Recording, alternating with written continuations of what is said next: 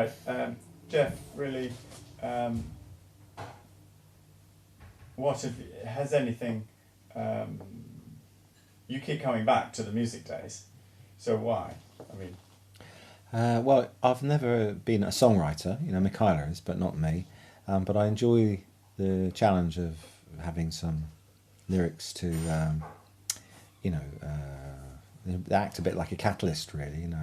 A bit like the grit in an oyster, really. Sort of hopefully build a pearl around it. And the lyrics take you somewhere strange where you wouldn't perhaps have been before. Certainly not what I would write. So they're a challenge and they're interesting, and then they tend to bring things out of you that you wouldn't normally access. And I think also having to do them quite quickly, you know whether you're onto a winner fairly quickly, I suppose. And having to do them one after the other as well is,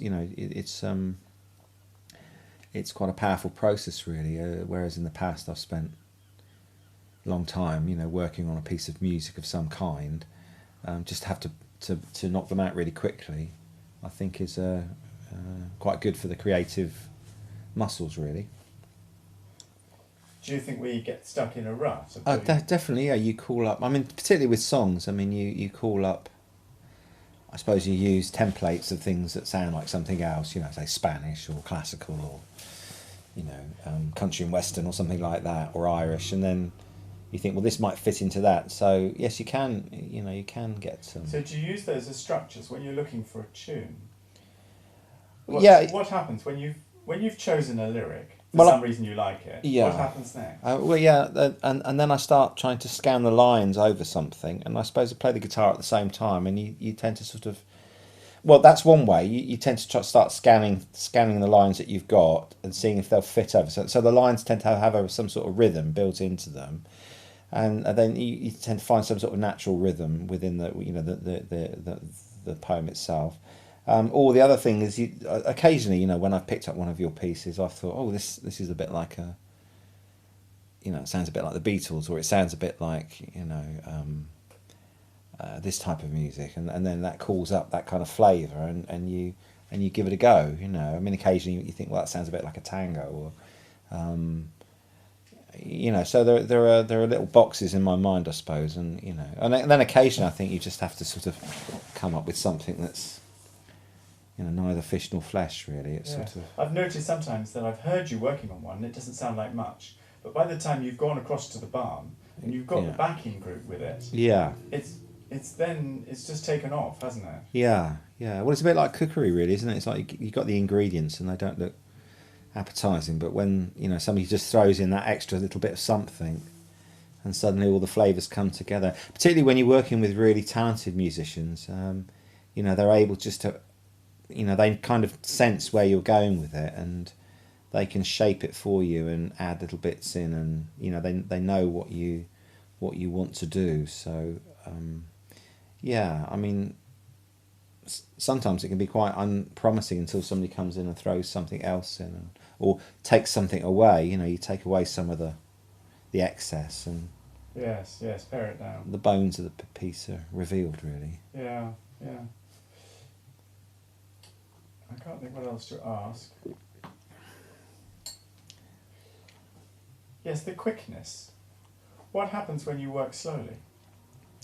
Well, I think you sort of the editor in your brain kicks in then, and you start editing things and sort of worrying about, well, does it sound like this? Is it this?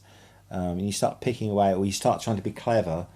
Whereas I think the speed, you've just got to get on with it, and so I think it maybe taps into all the subconscious stuff a bit quicker, and you've just got to be natural. You can't mess about with it.